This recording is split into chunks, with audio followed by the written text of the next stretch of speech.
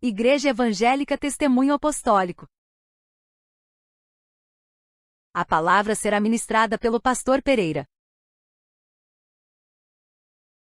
Desejamos um bom culto e que Deus seja louvado. Estou feliz de estar aqui com vocês mais uma vez e quero convidar vocês a participar comigo de mais esse culto e meditar numa palavra que Deus já colocou no meu coração. Sejam muito bem-vindos. E eu queria que você abrisse a sua Bíblia, você que pode, você que tem a palavra, em Juízes, capítulo de número 6,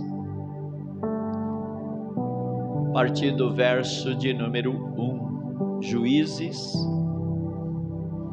capítulo de número 6, logo depois de Josué, para aqueles que não têm intimidade com a palavra ainda, lá no comecinho da Bíblia. Comecinho não, né? Mas está ali. Todos já se encontraram? Amém. Então acompanhe comigo essa leitura que diz o seguinte: fizeram os filhos de Israel o que era mal perante o Senhor. Diga comigo: fizeram mal. Por isso o Senhor os entregou nas mãos dos medianitas por 7 anos, prevalecendo o domínio dos medianitas sobre Israel. Fizeram estes para si, por causa dos medianitas, covas que estão nos montes. O que eles fizeram? Covas, para se esconder do inimigo.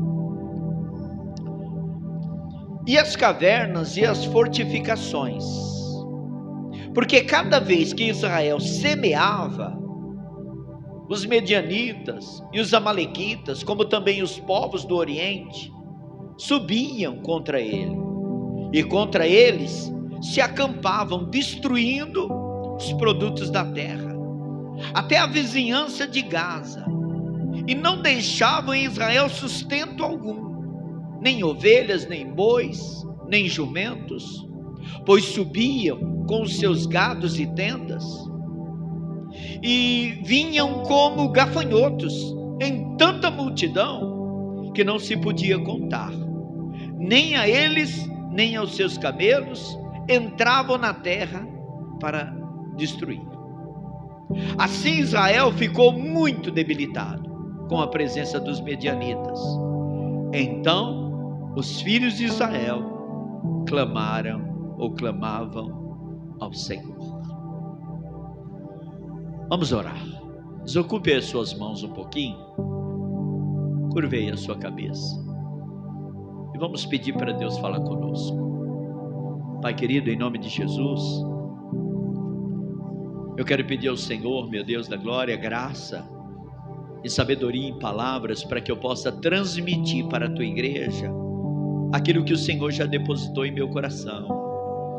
Tenho certeza que o Senhor conhece cada alma, cada vida, cada pessoa que está ouvindo essa mensagem. E eu oro para que essa mensagem, meu Pai amado, possa trabalhar em cada um, em cada mente. Que eles possam entender, Senhor Deus da glória, a Tua palavra. E assim seguir a vida, meu Pai, firmado nela. É o que eu te peço, te agradeço, em nome de Jesus. Amém.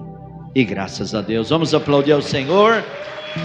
Podem se assentar, fique à vontade. Deus não é teu inimigo. Muitas pessoas acabam culpando a Deus por tudo. Que Deus é esse? Porque não entende e não compreende. A Bíblia nos ensina, amado, que o Senhor registrou as ordenanças, sua palavra, seus mandamentos, para trazer bênçãos por Ele sobre a nossa vida. O problema é que nós ouvimos isso, muitos ouvem, mas não obedece, não é constante. Então vem o inimigo e começa a trabalhar na vida da pessoa. E a gente sabe, como a própria palavra diz, que o ladrão veio senão roubar, matar e destruir. E no momento em que as pessoas estão desapercebidas, o que é desapercebidas? Longe da presença do Senhor. Não estão atentas, porque a própria palavra vai dizer que se nós soubéssemos a hora que o ladrão viesse, nós vigiaríamos. Logo eu aprendo com isso que nós cristãos devemos estar em vigilância todo dia, atentos, firmados na palavra, para não sermos enganados. Porque como eu falei, como a irmãzinha que deu testemunho também falou, sempre vai ter um anjinho do mal aqui no nosso ombro, ditando palavras, ditando regras, muitas das vezes enganosas, na verdade, muitas vezes não, sempre enganosas e mentirosas, porque o diabo é o pai da mentira, ele é enganador, promete um monte de rios e fundos, mas como a irmã disse, com um preço muito alto. E por não sermos muitas das vezes constantes na palavra, sempre acontecem coisas para tentar roubar aquilo que Deus já nos abençoou, ou o processo de Deus para nos abençoar, fazendo com que nós não sejamos constantes na palavra, na oração, no jejum, na igreja. Essa é uma estratégia do inimigo e dá certo, porque quando as pessoas se afastam do Senhor, elas são como aqueles animais de menor porte, onde o leão vem, dá contra aquela manada, fazendo com que um tome um rumo diferente dos outros. E quando esse animal de pequeno porte está sozinho, é o alvo do inimigo, é o alvo do leão. Então a gente precisa tomar cuidado. Então a gente percebe que não é Deus. Não é Deus, Ele não é o teu inimigo. E por falta de obediência, Deus não pode fazer nada. Porque assim como você põe regra na tua casa, Deus também põe regra na casa dele. Assim como você diz aos seus filhos, não faça isso que é perigoso, o Senhor também, através da sua palavra, através dos homens que Ele levanta como porta-voz, para te instruir, para te dar uma direção. E a questão de você alcançar a bênção ou não, depende de você. Ser constante, fiel, não se desviar nem para a direita e nem para a esquerda, seguir em frente, ouvir a palavra do Senhor e pôr em prática. Mas a história aqui do povo de Israel, você vê que eles eram inconstantes. Então vinham os inimigos medianitas, os amalequitas, e dava contra os bens que eles possuíam. Eu garanto que em muita casa isso acontece também. Você adquire um bem, e por não ser constante, vem o inimigo e começa a saquear o produto, fruto do seu trabalho. E a primeira pessoa que a gente às vezes acusa é Deus. Que Deus é esse? E a gente nunca olha para nós mesmos, para as palavras, para os desafetos, para a inconstância que nós temos para com Deus. A gente acha que está tudo bem, porque talvez eu vim na igreja um dia, como a minha esposa diz, eu tomei um antídoto isso serve para o ano inteiro. Não é assim, porque o inimigo não dorme. E aí, quando o inimigo saqueia tudo, e a pessoa, ela vai tentar lutar com as próprias mãos dela, com os braços, com as forças dela, e a palavra está dizendo: não digas que a força do teu braço te fez adquirir essas riquezas. Não diga, porque tudo vem do Senhor. Mas a ingratidão impede de Deus continuar operando. Não que Ele não queira, mas você não deixa. Você esfria, muitas das vezes procura outros segmentos, como a irmãzinha procurou outro segmento espiritual, até chegar um ponto que você não tem mais nada, até chegar um ponto em que o diabo queima tudo, toca fogo,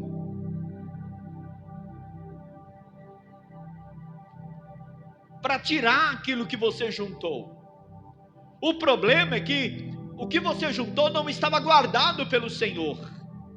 Você tentou por si só guardar, esquece um pouco de Deus, vive por si só, e é onde o inimigo trabalha. E aí você percebe que no verso de número 6, vai dizer: assim Israel ficou muito debilitado com a presença dos medianitas, sem nada. É como os gafanhotos de Joel. E você sabe que os gafanhotos do livro de Joel é um exército. São espíritos malignos que quer devorar a lavoura. O migrador, o cortador, o devorador. Tem mais um aí. O migrador, o cortador, o devorador e o destruidor.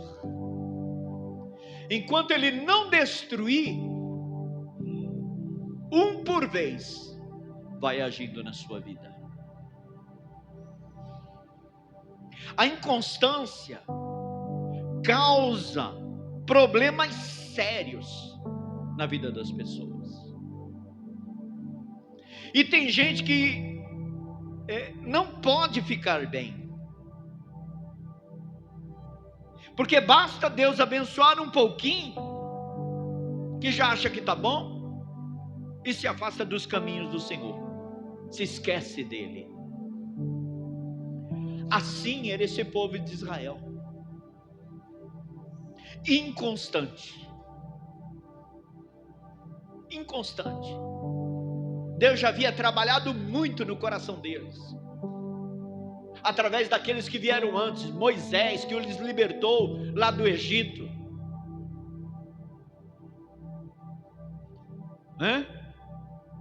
Deus permitiu as pragas, mas sempre cuidou do povo dele, na tentativa de resgatar, levar uma nação para fora daquele âmbito de escravidão, para salvar essas almas.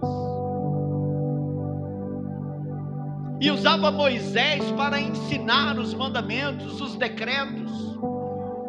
E a Bíblia registra, amado, que quando Moisés leu os decretos,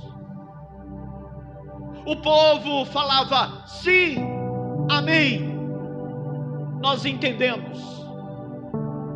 Mas não é só entender, é pôr em prática. E por conta da desobediência viviam debaixo de maldição.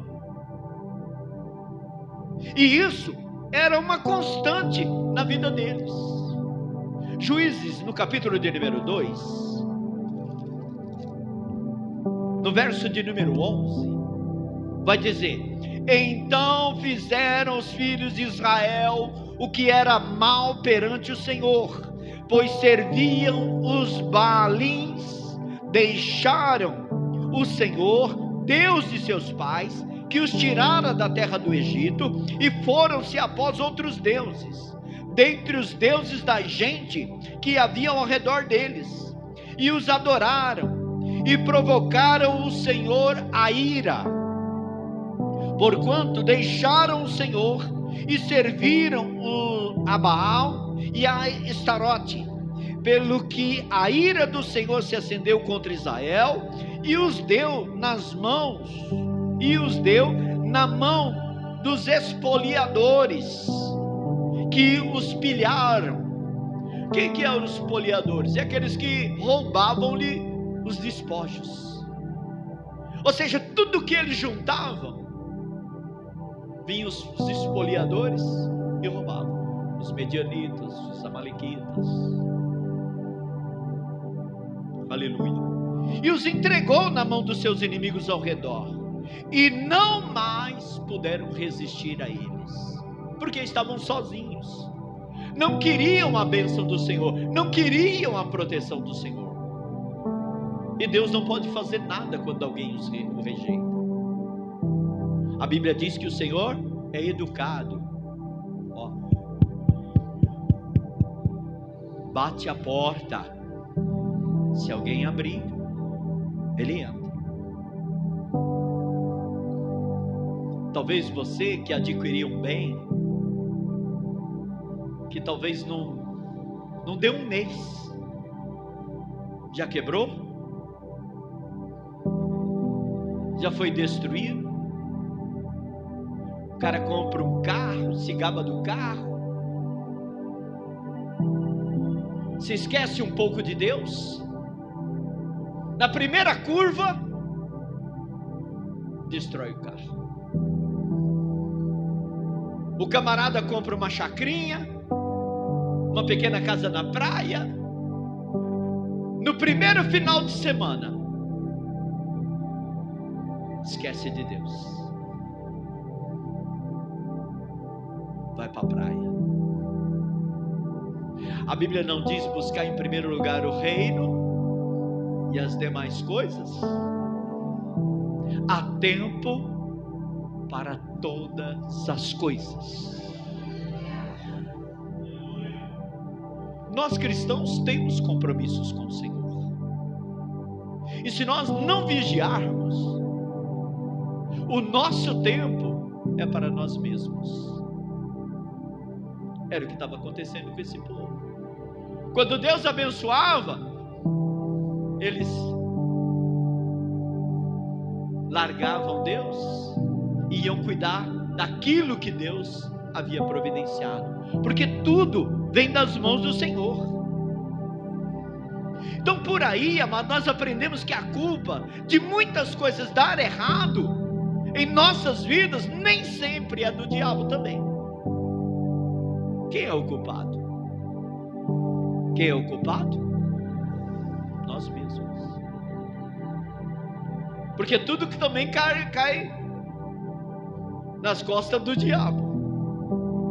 Eu acho que o diabo vai lá no Senhor e diz: Senhor, por favor, eu não tenho nada a ver com isso. Porque não é. E o diabo faz isso. A Bíblia, ela vai dizer que aquilo que o homem semear, isso também ceifará. Não é minha culpa, Senhor. Não é minha culpa. Quem semeou foi eles. Se distraíram, não ficaram atentos. E assim como Satanás falou com Jó, você conhece a história de Jó? Toca nos bens dele, Senhor, para ver se não blasfema na tua cara. Toca em tudo quanto ele tem. Satanás sempre está testando a tua fé, teu compromisso com o Senhor. Será que é genuíno? Será que é verdadeiro? Será que você ama o Senhor e Ele está acima de todas as coisas? Ou para fazer a obra do Senhor, quando o Senhor chama, você vai dar desculpa, que nem sexta-feira eu preguei. Deixe-me primeiro enterrar os meus pais, ou meu pai. Deixe-me primeiro me despedir dos da minha família. Qual foi a resposta do Senhor? Deixe os mortos enterrar os seus próprios mortos. Você vem e me segue. Por quê? Porque você vai ser recompensado. Porque toda a palavra do Senhor sempre vem munido de bênção. O querer do Senhor traz bênção para a nossa vida. Aleluia. Então nem sempre, amado, o problema é o diabo, mas nós mesmos, pela falta de constância na obediência. Deuteronômio, abre comigo aí, Deuteronômio, ou acompanha, né? Alguns estão acompanhando aqui no telão. Deuteronômio, capítulo de número 28, estava muito claro sobre o que Deus queria. Verso de número 30. Vou ler pouquinho aqui para a gente ganhar tempo. Você vai ver como a falta de obediência, no 28, do 1 até o verso 14, vai falar da bênção, da decorrência de fidelidade, de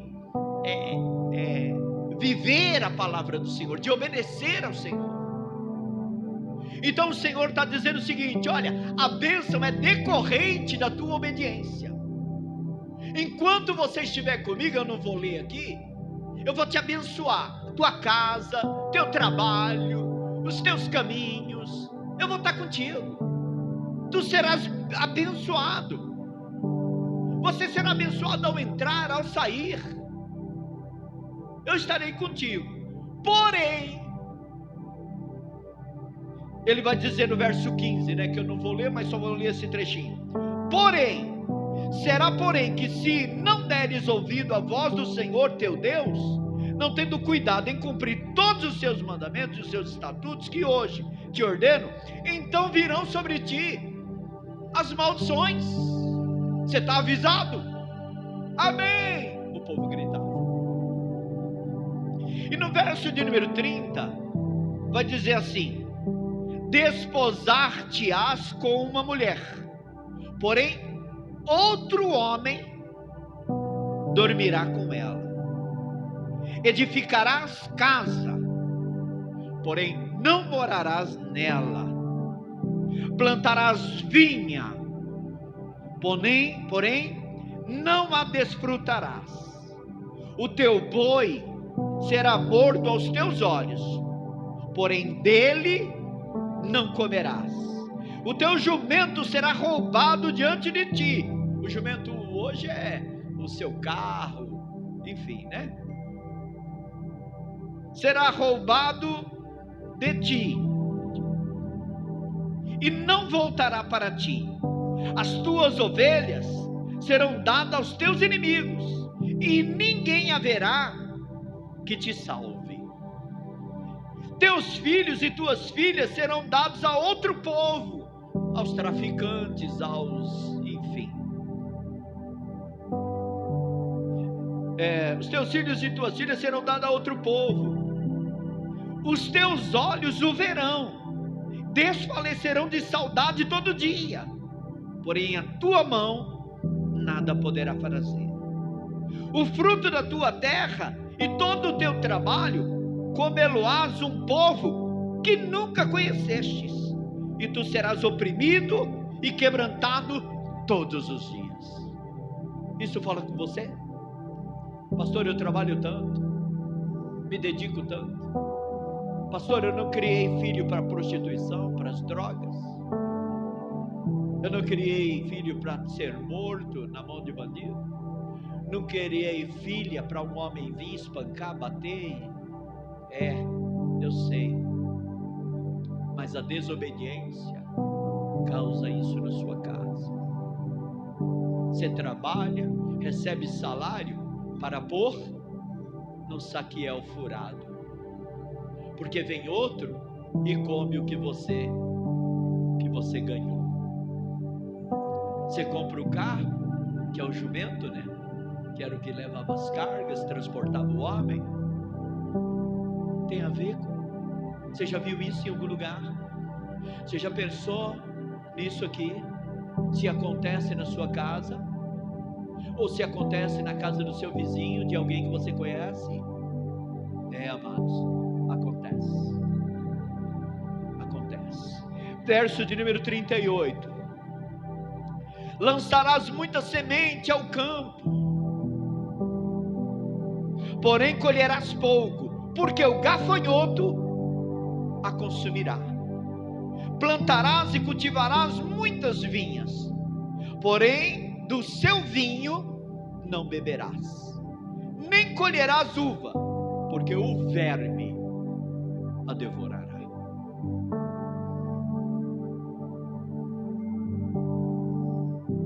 Pastor, eu não sei como é que aconteceu. Você não sabe? Pastor, estava guardadinho lá, a traça comeu. Quem? O verme. Pastor, eu estava bom. Eu amanheci com uma tosse, uma febre, uma quentura no corpo. Fui fazer uns exames. Estava cheio de vermes, cheio de bicho me comendo de dentro para fora. Já tomei de tudo, não passa. O que é isso? O que é isso, igreja? O mundo está aí. Você vê as consequências dos atos dos seres humanos. Como pode acontecer isso? Como pode Deus permitir isso? Que Deus é esse? Ei, Deus avisou. Deus avisou. Apocalipse, capítulo de número 22, é uma advertência solene de João, que declara que qualquer um que acrescentar algo às palavras proféticas desse livro sofrerá as pragas descritas nele, e quem tirar algo será a sua parte. Deixa eu voltar aqui. Deixa eu voltar aqui todinho, vai. Então, a advertência, ela vai falar isso lá no livro de Apocalipse. Está aí, deixa eu ler junto com vocês. Estão colocando? Apocalipse 22. Apocalipse 22, verso de número 18. Eu passei lá para cima. Vamos lá? Eu a todo aquele que ouve as palavras da profecia deste livro, eu testifico. Eu sou testemunha. Eu velo. Eu selo essa palavra. Por que Deus sela? Porque ninguém pode mudar, não pode alterar, não pode acrescentar ou tirar. Então eu testifico: se alguém lhes fizer qualquer acréscimo, Deus lhe acrescentará os flagelos escritos neste livro. 19. E se alguém tirar qualquer coisa das palavras do livro desta profecia, Deus tirará a sua parte da árvore da vida, da cidade santa e das coisas que se acham escritas nesse livro. Mas e as bênçãos? O Senhor não prometeu? Cadê as bênçãos, pastor?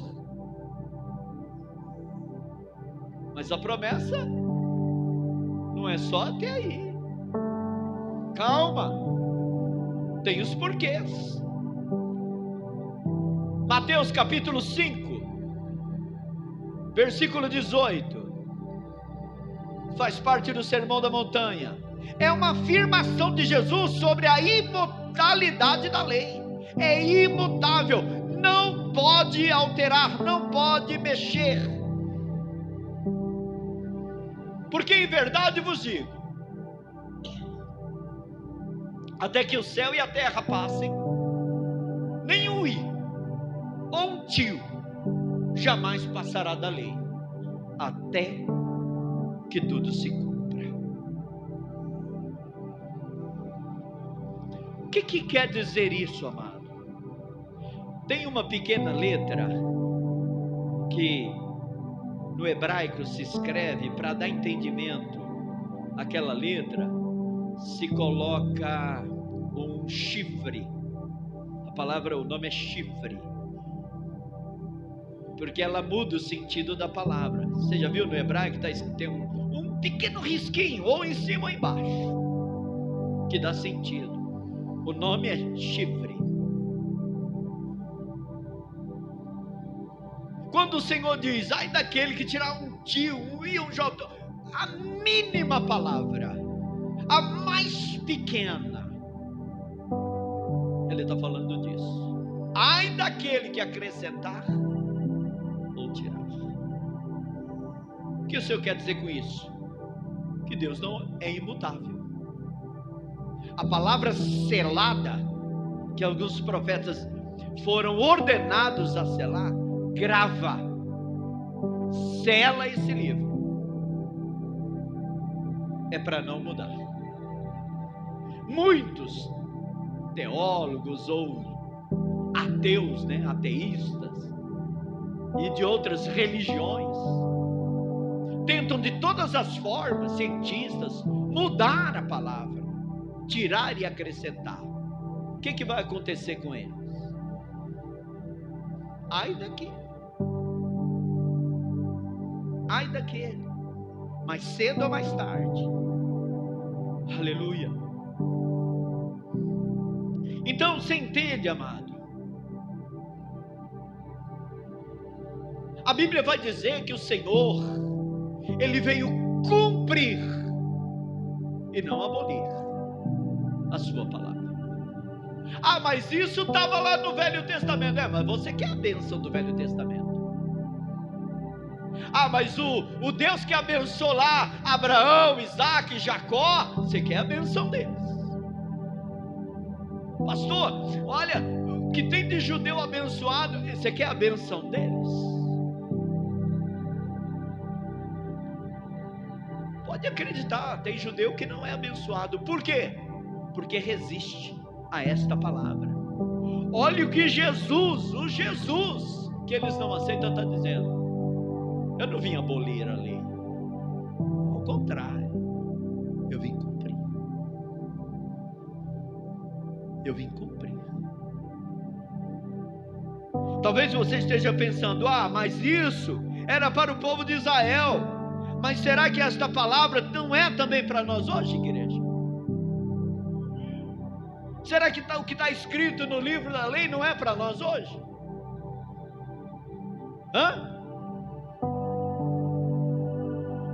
Porque a Bíblia vai dizer, amado, que nós somos enxertados na videira. É uma metáfora bíblica, principalmente para o povo, lá em Romanos. Abre comigo, vou acompanhar aqui no telão. Romanos capítulo de número 11, verso de número 17. Vou acompanhar aqui.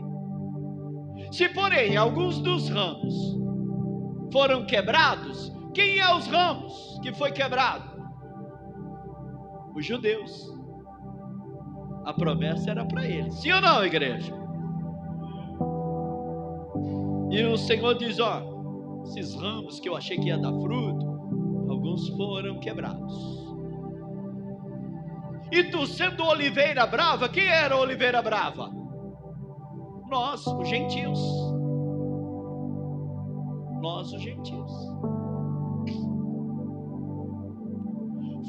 Aí ele vai dizer, voltando lá para o raciocínio não se perder. Se porém alguns dos ramos foram quebrados, e tu, sendo oliveira brava, fosses enxertados em meio deles, e te tornaste participantes da raiz da seiva da oliveira. Ou seja, toda promessa dada a Israel, ao povo judeu, eu sou participante, ou não? Sim. A promessa da salvação, que era para eles, o Senhor me enxertou, e hoje eu sou participante dessas promessas. Quem quer participar das promessas de bênção? Isso é profético, amado. Levanta a sua mão, diga: eu quero participar, eu sou participante, eu fui enxertado. Glória! Por quê? Porque o original quebrou. O original quebrou. Sei lá se eu dou glória a Deus por isso, mas eles ainda têm promessa. Vamos ler. Então a raiz da seiva da oliveira. 18. Não te glories contra os ramos. Pastor, esses judeus aí, hein? Deixa eles para lá. Não te glories. Não se alegre porque eles quebraram. Porém, se te gloriares, sabe que não és tu quem sustenta a raiz.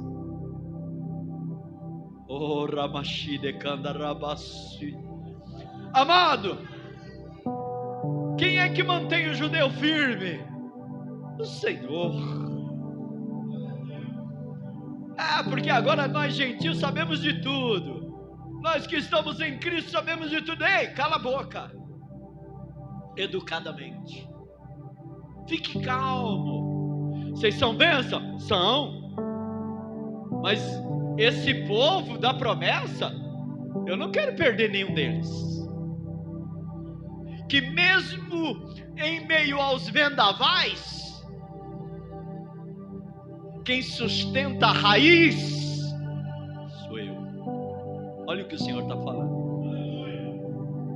Não és tu que sustenta a raiz, mas a raiz a ti. A promessa deles se estendeu para nós. Aleluia. Amado, você não faz ideia. Eu achei que essa igreja ia aplaudir e glorificar o nome do Senhor. Eu acreditei nisso e não ia ficar só aleluia, glória a Deus. Você não entendeu, não é possível. Você encontrar um judeu e dizer: por tua causa eu sou sustentado. Olha que bênção. 19. Dirás, pois, alguns ramos foram quebrados, para que eu, diga glória a Deus, algum judeu foi quebrado, para que nós, diga, para que nós fôssemos enxertados. Você é louco, amado, você é louco, você é louco. 21. Deixa eu correr um pouquinho, né? Porque senão eu vou sair daqui meio-dia. Porque se Deus não poupou os ramos naturais, sim ou não? É aí onde eu quero chegar, amado. Cuidado. Porque os ramos que eram os oficiais se quebrou. Deus está sustentando eles? Está. Porque a promessa feita a eles também é para nós, que nos sustenta. É ou não é? Você não acabou de ler da Deuteronômio, das bênçãos? É para eles, mas as bênçãos é para nós também. Porque o mesmo Deus que eles viviam, a raiz, né? O tronco, é onde eu fui enxertado também. O Deus deles é o meu Deus. Porque se Deus não poupou os ramos naturais, também não te poupará. Não quebre. E para você não quebrar, tem que estar firme em Cristo Jesus. Eu sou o caminho, eu sou a verdade, eu sou a vida. Ninguém vai ao Pai senão por mim. Ninguém permanece sem mim, porque sem mim nada podeis fazer. 22. Considerai, pois, a bondade e a severidade de Deus para com os que caíram. Severidade, mas para contigo a bondade de Deus. Se nela permanecerdes, de outra sorte, também tu será cortado. É só para o judeu? Não. Se eu não permanecer firme no Senhor, eu também serei cortado. 23. Eles também, se não permanecerem quem? Os judeus. Se não permanecerem na incredulidade, serão enxertados, pois Deus é poderoso para os enxertar de novo. Você se perdeu? Se perdeu? Há uma profecia: eu vou juntar o meu povo espalhado de volta lá na terra, porque eu tenho promessa. Ainda que eles se espalharem, eu vou chamar e vou enxertar de novo. Você foi enxertada de novo, irmã? Você recebeu a palavra, saiu pela culatra, mas o Senhor diz: ei, eu tenho uma promessa e vou te enxertar de novo na videira. Aleluia. Eu nem sei mais onde eu já li. 24. Pois se fosses cortado daquele que por natureza era oliveira brava, e contra a natureza, enxertado em boa oliveira, quanto mais não serão enxertados na sua própria oliveira aqueles que são ramos naturais. Cristo Jesus é a nossa oliveira. Amém, queridos? Então, os gentios que somos nós, somos privilegiados. Fomos incorporados à família de Deus, e assim como os ramos de uma oliveira brava, fomos enxertados em uma oliveira cultivada, recebendo vida e seiva da raiz. Quem é a raiz? Vem de onde? Vem do Senhor, vem de Cristo Jesus, que é Cristo, para frutificar em fé e boas obras, tornando-se parte do corpo de Cristo, ou seja, a igreja, reunida, e participando da sua vida divina. Porque não tenho dúvida que diante de tamanha graça alcançada, Deus com certeza espera muito mais de nós, que sejamos agradecidos. Vocês estavam perdidos. Cristo Jesus morreu por vocês, Ele deu a vida por vocês. Então, muito mais agradecido do que o judeu, deveria ser nós. Por que será que muitos não agradecem? Não reconhecem? Porque assim como o Senhor, amado, esperava de Corazim e Betsaida, ai de ti, Corazim, ai de ti, Betsaida. Vamos ler isso?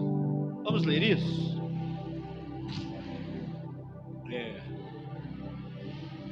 Lucas, me ajuda aí, pastores.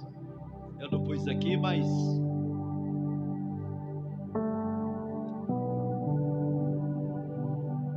Lucas. A gente estava lendo, né, Rose? Esqueci aqui, fugiu da memória a passagem. Porque se em Tiro e Sidom se tivesse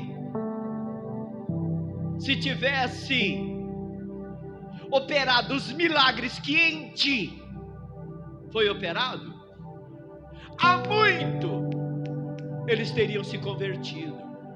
Amado, Cafarnaum foi o Senhor onde o Senhor pregou para 5 mil, Pedro pregou para 5 mil pessoas e se converteram. Onde o Senhor curou o cego. Então, se nessas cidades, Corazim e Betsaida, se tivesse operado os milagres que eu e você, amado, temos conhecimento, há muito essas cidades que eram duras de coração teriam se convertido. Então, amado, está registrado os milagres aqui na Bíblia. Esquece, pastores, tudo bem, já foi. Mateus 11, né? Já que eu estou aqui perto, vamos lá. Olha isso, amado, olha isso.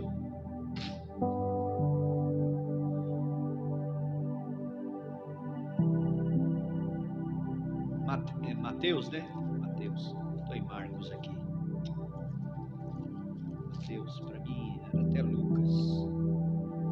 Diz assim: passou então Jesus a encrespar as cidades nas quais ele operara numerosos milagres, pelo fato de não se terem arrependido.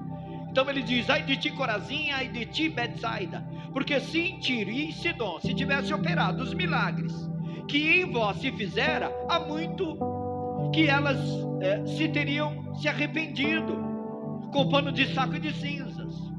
E contudo vos digo, que no dia do juízo haverá menos rigor para Tiro e Sidom do que para vós outras. O que ele está falando? Essas cidades não mereciam e vai ser punida, mas acredite você, elas não têm o conhecimento que hoje a igreja tem. Então, se eu vou usar de mão forte com ela, o que será de você, igreja? Que tem o conhecimento da verdade, que sabe que Jesus Cristo é o caminho, a verdade e a vida. Hein? Vamos voltar para o texto lá para a gente ir para finalizar. Aleluia. Juízes, né?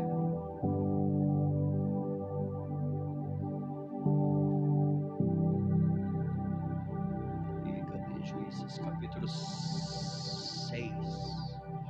Então, voltando aqui para o texto, podemos observar que hoje em dia existem pessoas que vivem como aquele povo, com medo de perder até o que não tem, com medo de sair de casa. E é uma verdade. Alguns até deixam de servir a Deus com excelência e vivem em função só do seu trabalho, de adquirir, de ter riqueza, de ter fama, de ter não sei o que, isso e aquilo. Deixam de buscar o Senhor, arrumam um compromisso. Deixa eu citar para você o Salmo 127. Põe aí, verso 1 e 2. 127, Salmo 1 e 2. Eu vou citar logo.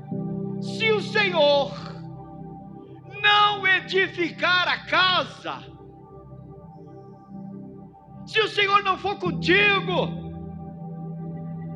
se o braço forte não for contigo, em vão, amado, você trabalha.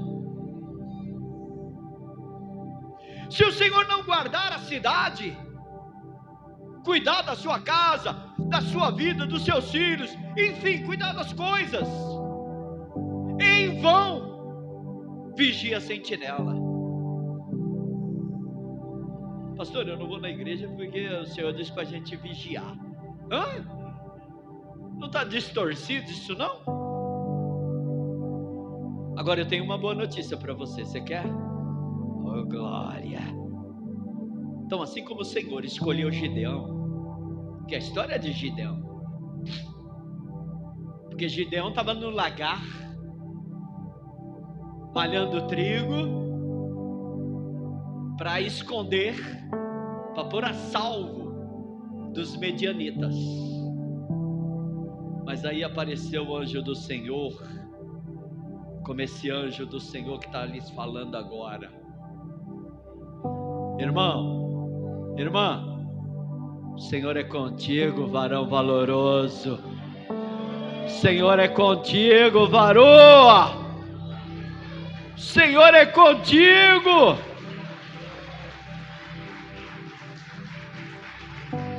Deus está te levantando, amado, para pôr a sua casa a salvo. Deus está te levantando, amado, para ser boca profética lá onde você trabalha. Deus está te levantando, amado, para pôr a salvo tudo aquilo, amado, que o Senhor já te abençoou. Você é um instrumento das mãos de Deus. Então veio o anjo do Senhor, assentou-se debaixo de um carvalho que está em Ofrã, sei lá, que pertencia a Joás o Biezrita. E Gideão, seu filho, estava malhando trigo no lagar, para pôr a salvo dos medianitas. Então o Senhor lhe apareceu, ele disse: homem valente, mulher valente, o Senhor é contigo. O Senhor pode contar com você, irmão? Então se coloquem em pé, vamos aplaudir ao Senhor.